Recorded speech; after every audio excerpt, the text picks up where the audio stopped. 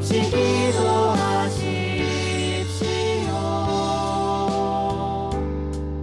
모든 일에 감사하십시오.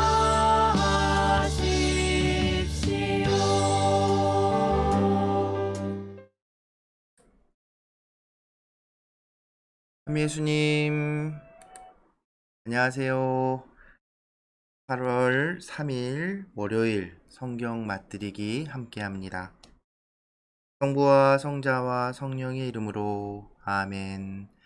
말씀은 바로 네 곁에 있고 내 입에 있고 내 마음에 있다.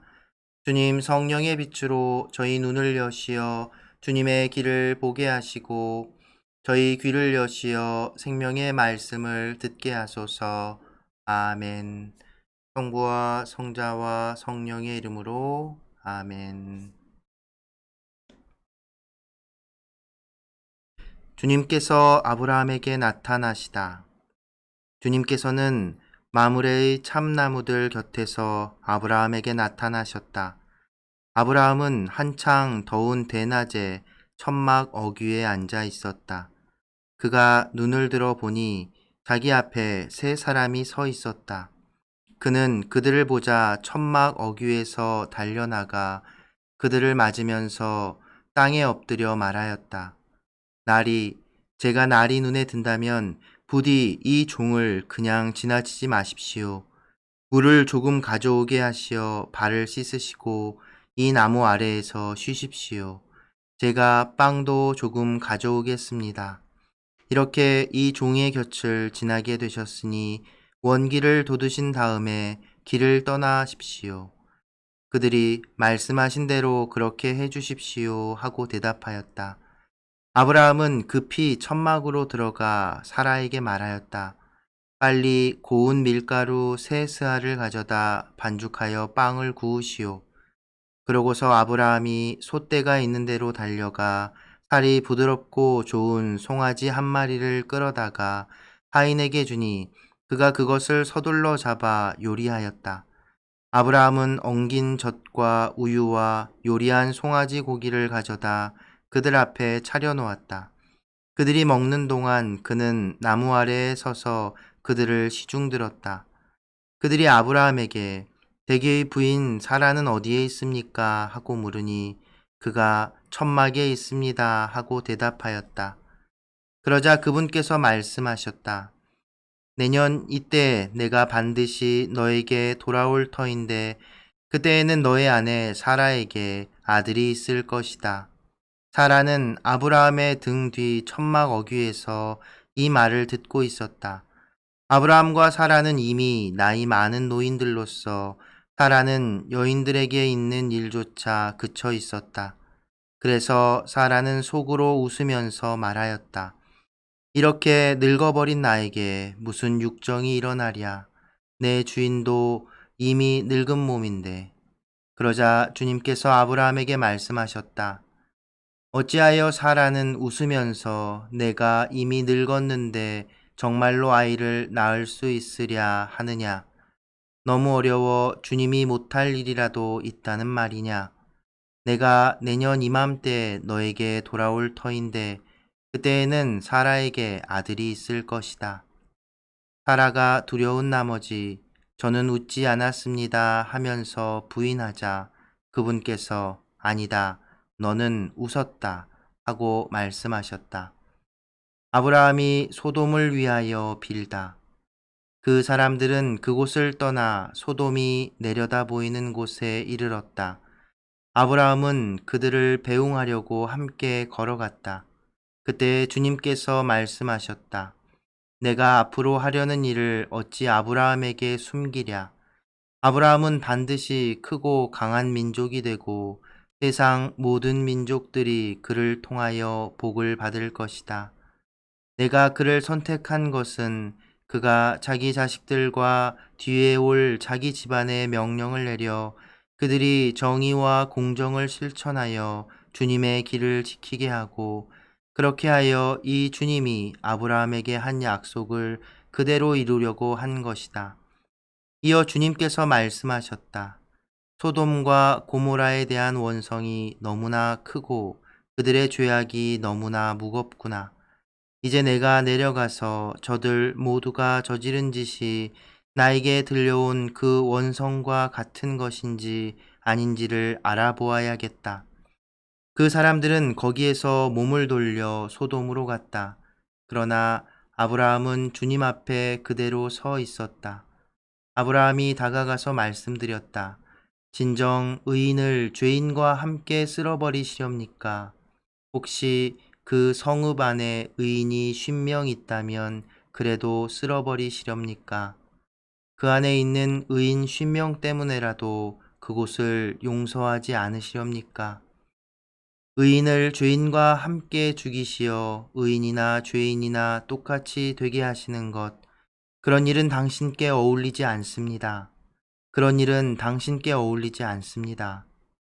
온 세상의 심판자께서는 공정을 실천하셔야 하지 않겠습니까? 그러자 주님께서 대답하셨다. 소돔 성읍 안에서 내가 의인 50명을 찾을 수만 있다면 그들을 보아서 그곳 전체를 용서해 주겠다. 아브라함이 다시 말씀드렸다. 저는 비록 먼지와 재에 지나지 않는 몸이지만 주님께 감히 아뢰입니다. 혹시 의인 50명에서 5이 모자란다면 그 5명 때문에 온 성읍을 파멸시키시렵니까? 그러자 그분께서 대답하셨다. 내가 그곳에서 45명을 찾을 수만 있다면 파멸시키지 않겠다. 아브라함이 또다시 그분께 아뢰었다. 혹시 그곳에서 40명을 찾을 수 있다면? 그러자 그분께서 대답하셨다. 그 40명을 보아서 내가 그 일을 실행하지 않겠다. 그가 말씀드렸다.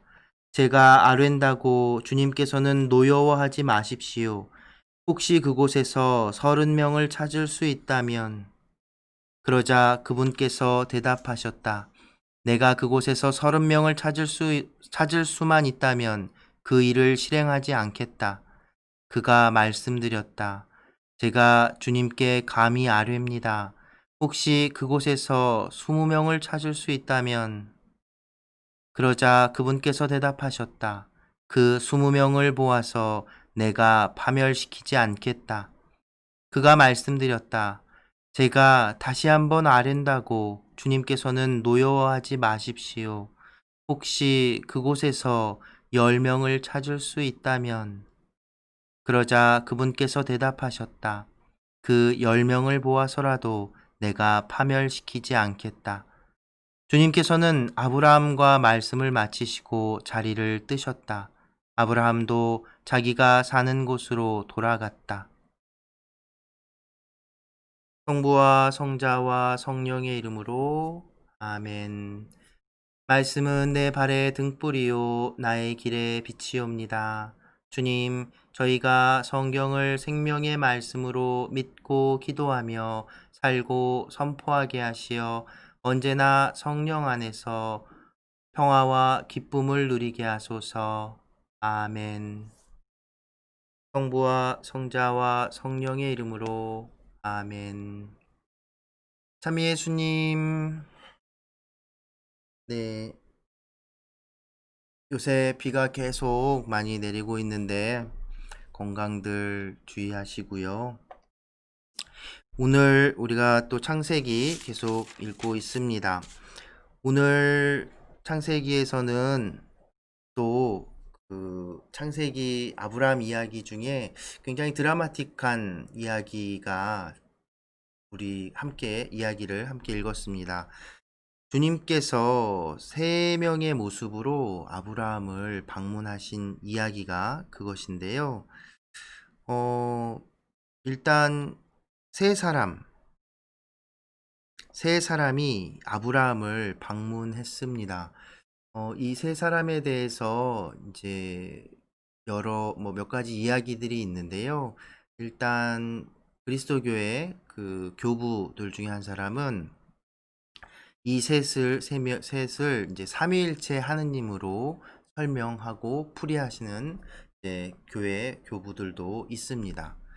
그리고 또 유대교 랍비들은 이 세 명을 이제 미카엘, 라파엘, 가브리엘 천사라고 풀이하는 이야기들이 전해집니다.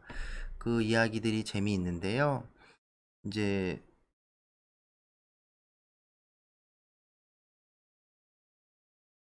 하느님의 그죠? 미카엘, 라파엘, 가브리엘은 하느님의 세 천사들이죠. 대천사들인데 바로 그 세 명의 이름의 뜻이 그 하느님의 목소리, 그 하느님의 말씀을 전하는 가브리엘. 그래서 나중에 저 마리아에게도 하느님의 소식을 전하는 천사가 바로 가브리엘이죠. 하느님의 축복을 전하는 사명을 받은 가브리엘과 또 라파엘.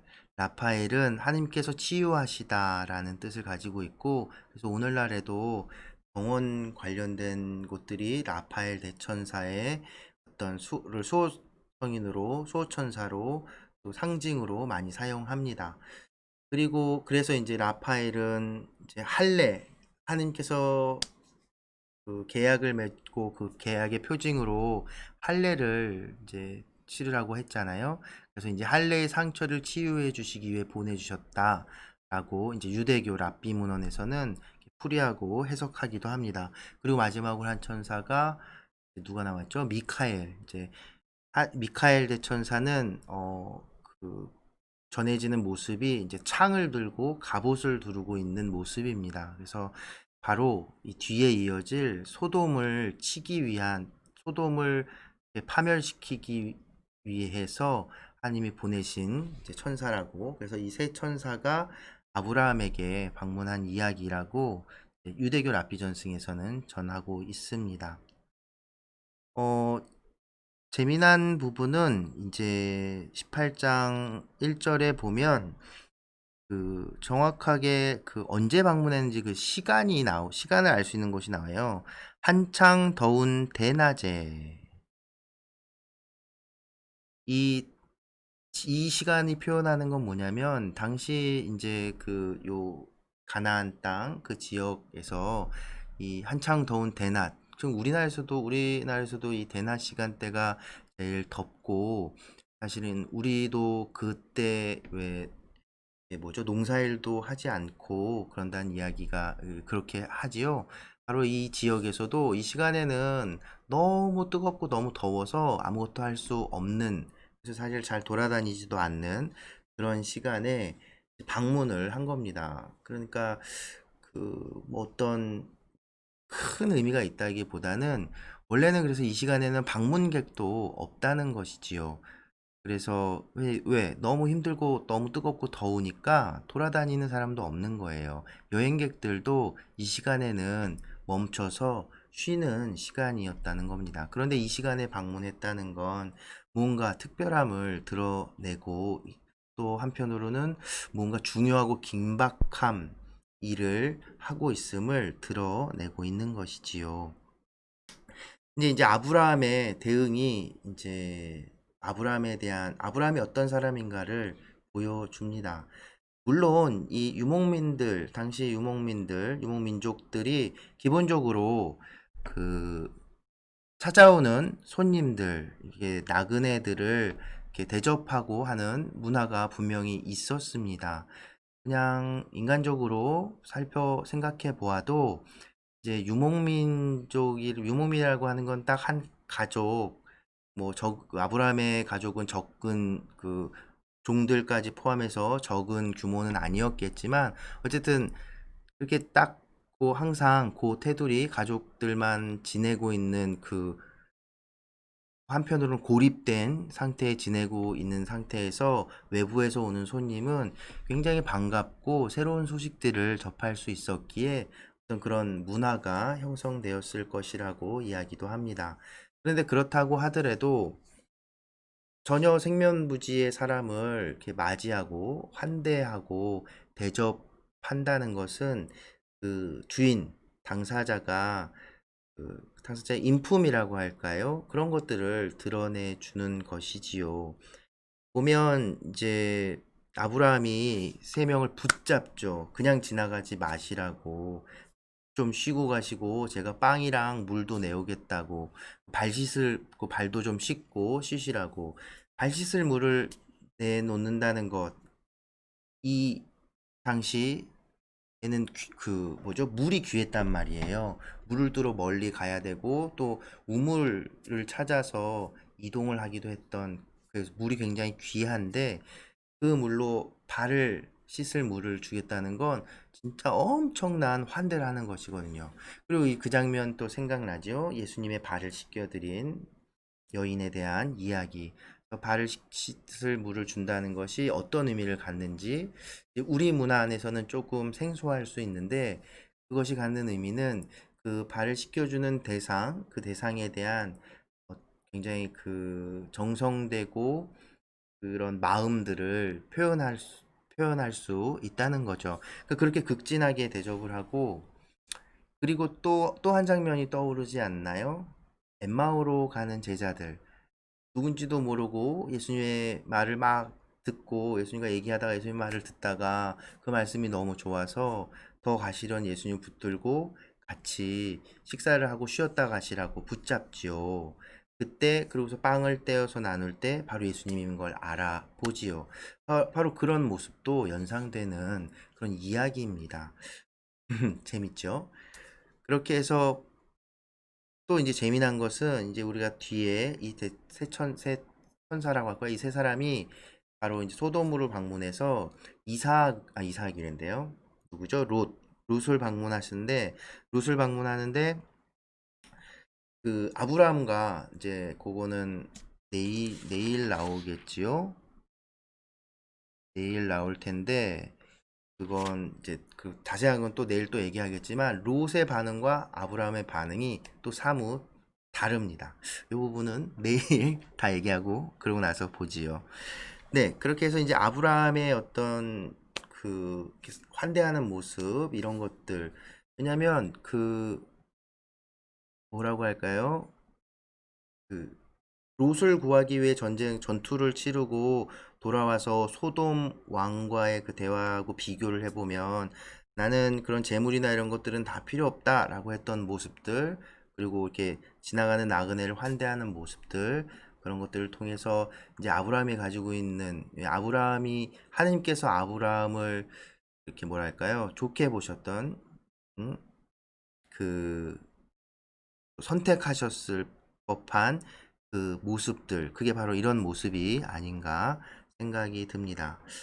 그리고 나서 이제 결정적으로 이 세 사람이 그 환대에 대한 응답처럼 또 하나님께서 약속하신 그 복을 다시 한번 들려주고 확인해 줍니다. 더 구체적으로 이제 바로 내년에 아이를 갖게 될 거라고, 그러니까 내년 이맘때 돌아왔을 때는 이미 아들이 있을 거라고 말을 하지요. 근데 재미난 건 어제도 그 아브라함이 하느님의 그 축복을 해주시는데, 약속을 해주시는데 못 믿었죠. 그런데 사라도 역시 못 믿습니다. 그리고선 웃었다라고 얘기하죠. 그 12절에 보면 그래서 사라는 속으로 웃으면서 말하였다 라고 표현을 하지요. 이제 요 대목이 굉장히 재미있습니다. 그러니까 아브라함도 사라도 나이가 많이 들었죠. 그래서 창세기에서도 설명을 하지요. 그 이미 폐경이 지났음을 명확하게 이야기합니다. 그런데 그러기에 인간적으로 생각을 해보면 뭐 불가능한 일이고 뭐 자기들이 뭔데 무슨 힘이 있다고 뭐 하여튼 뭐 그렇게 되겠죠. 그러니까 그 뭐랄까요, 하느님께서 하시는 계획이라고 하는 게 어떻게 보면 좀 뭐랄까 좀 이렇게 왜 그렇게 힘들게 하시나 싶은 부분이기도 한데, 그런데 이제 그거죠. 온전히 하느님께 의지하게 하기 위해서 정말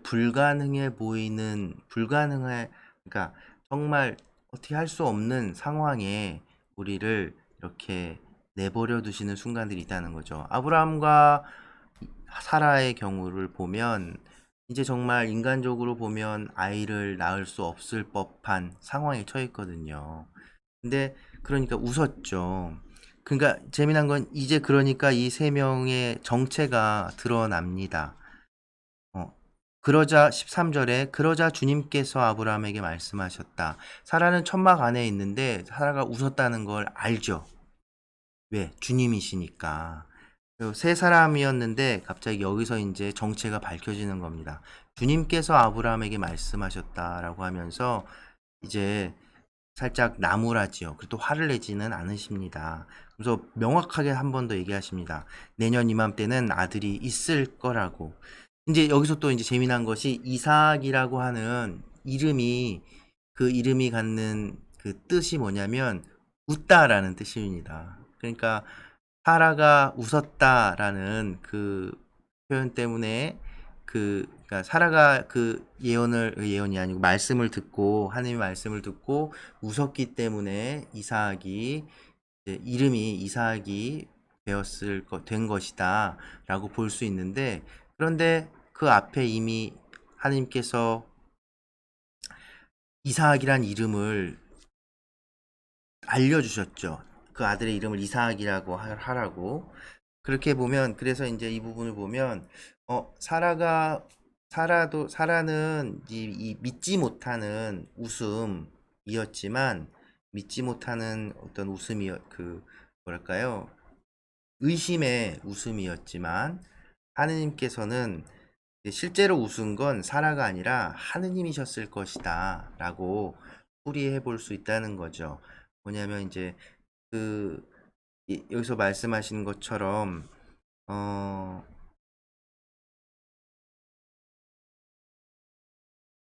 어, 너무 어려워 14절에 너무 어려워 주님이 못할 일이라도 있다는 말이냐 내가 내년 이맘때 너에게 돌아왔을 터인데 그때에는 사라에게 아들이 있을 것이다. 그러니까 하나님께 불가능한 일이 있을 거라고 생각하는 거냐라고 하시면서 실제로 이삭을 낳게 되죠. 그렇게 되면서 진짜로 웃는 건 하느님이 되시는 거죠. 근데 하느님의 그 웃음은 그 믿지 못하는 사라와 아브라함에게 봐라, 너희의 그 부족한 모습들을 이렇게 꼬집는 듯한 웃음을 하나님께서 지으시는 것. 그래서 그렇게 선물처럼 축복으로 내려준 아이의 이름이 웃는다 라는 이름이 되었던 것이지요. 이 부분에서 또 하나 또 떠오르는 장면 하나가 바로 우리 성모님 마리아. 마리아는 결혼을 안 한 동정녀였는데 아이를 낳을 것이다 라는 하느님의 말씀을 가브리엘 천사의 말씀을 전해 듣지요. 사라는 믿지 못했습니다. 근데 조건을 보면 누가 더 못 믿을 이야기를 들었을까요? 그래도 사라는 결혼도 했고 나이가 많을 뿐이지. 근데 결혼도 아직 하지 않은 동정녀, 처녀의 몸, 동정녀랜다. 처녀의 몸인데 그 둘의 응답은 달랐죠. 사라는 그 믿지 못하는 웃음을 지었고 마리아는 주님 당신 뜻대로 하소서라고 뜻이 이루어지기를 빕니다. 라고 응답했지요. 이 모습을 보면서 우리도 우리의 신앙, 내 믿음에 대해서 한번 돌아볼 수 있을 것 같습니다. 나는 하느님께서 내게 주시는 어떤 내가 이해하지 못하는 무언가에 대해서 어떻게 응답했는가? 좀 더 구체적으로는 꼭 나에게 오는 어떤 시련에 대해서 나는 어떻게 응답했는가, 어떻게 반응했는가, 이런 것들 돌아볼 수 있으면 좋겠습니다. 그리고 또 다음에 나오는 이야기가 아주 재밌지요. 이 세 명이 이제 세 천사, 세 사람 주님께서 이제 소돔으로 내려가시는데 아브라함한테 다 얘기를 해줘요. 아브라함과 하느님과의 관계가 그만큼 친밀했었음을 보여주고 또 하느님께서 그렇게 어제였죠? 어제 얘기해 드린 것처럼 너의 하느님이 되어 주시겠다 하고 하는 그 어떤 저는 그 말씀이 너무 좋은데 그런 어떤 친밀함, 다가오시는 하느님. 그래서 무엇을 할지 막 알려주시잖아요. 근데 또 거기에 아브라함의 반응이 재밌죠. 겁도 없어요. 겁은 났죠. 그래서 소돔을 어떻게든 그래도 멸망시키지 않았으면 하는 바람에 50명의 의인이 있으면 어떻게 안 되겠습니까? 거의 45명이면 40명이면 30명이면 그래서 가지고 마지막에 결국엔 10명까지 줄였죠. 무슨 장사 뭐 깎는 것도 아니고. 그런데 그걸 하나님께서 또 다 받아주시지요. 그럼에도 불구하고 뒤에 나오겠지만 소돔은 10명의 의인도 없어서 결국 멸망하게 되는 것이지요.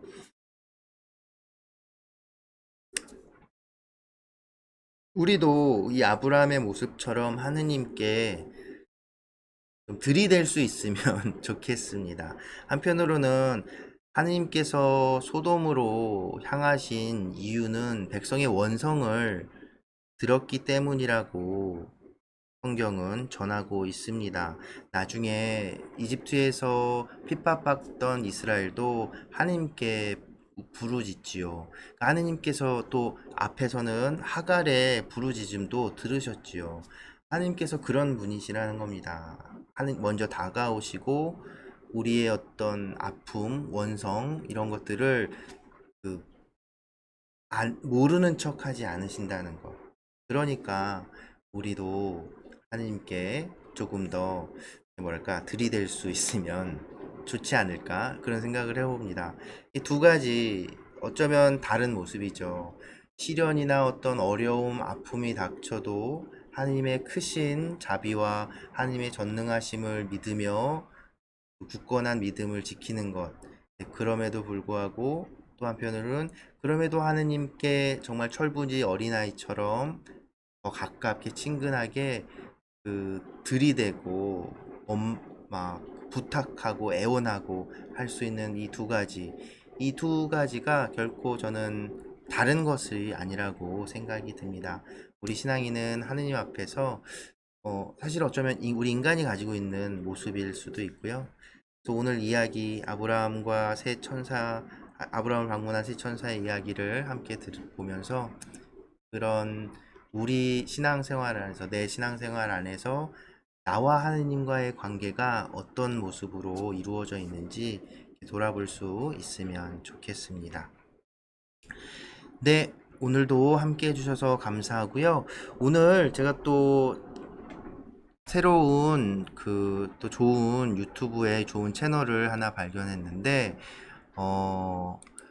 채널 이름이 세실혜진이라는 채널이에요. 청년 성소 모임에서 찬양을 이렇게 했던 자매님인 것 같은데 이렇게 계속해서 이렇게 노래 생활 성가 녹음하고 자작곡도 같이 팀원들이랑 내고 하면서 이렇게 노래 부른 영상을 이렇게 올려주셨네요. 그래서 오늘 시작하면서 들려드린 노래도 이 팀에서 만든 노래고요. 제가 또 여기 위에다가 여기 이제 뾰로롱 나타났죠? 저기를 누르시면 그 유튜브 채널에도 바로 들어가 보실 수 있습니다. 들어가셔서 좋은 노래들도 성가들도 직접 들어보시고, 그리고 오늘 제가 이제 함께 또 소개시켜드릴 노래는 이 자매님이 속해 있는 팀 이름이 오이코스인가 봐요. 그래서 거기서 자작곡을 만들었는데 하느님의 사람에게라는 노래고요. 이 노래는 우리 벌써 같이 읽었죠. 데살로니가 사람들에게 보낸 편지, 바오로 사도가 쓴 그 편지를 묵상하면서 쓴 노래라고 합니다. 그래서 그 데살로니카서의 권고, 데살로니카 1서 5장 16절에서 18절의 말씀, 언제나 기뻐하십시오. 끊임없이 기도하십시오. 모든 일에 감사하십시오. 이것이 그리스도 예수님 안에서 살아가는 여러분에게 바라시는 하느님의 뜻입니다. 라는 이 말씀을 모티브로 노래를 썼다고 합니다. 그래서 여러분도 함께 들어보시고 하느님의 사람으로서 언제나 기뻐하고 기도하고 감사하는 마음으로 또 오늘 하루 한 주간 보내시기 바랍니다. 네, 오늘도 함께 해주셔서 감사합니다.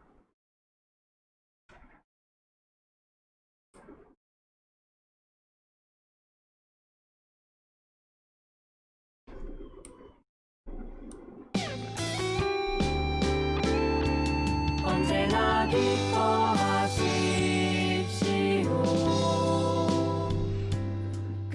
끊임없이 기도하십시오. 모든 일에 감사하십시오.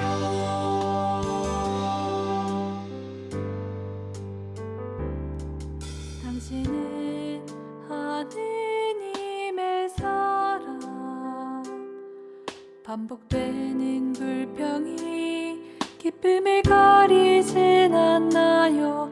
필요할 때만 모으게 되는 두 손 부끄러워 그 손을 떨구진 않았나요? 당신은 하느님의 사랑, 그런 당신을 위해 우린 노래합니다. 그분을 향해 더 절실하기를, 삶에 감사하기를, 감사를 온몸으로 살아내기를.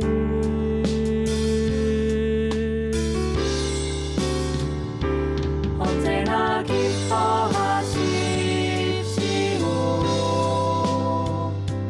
끊임없이 기도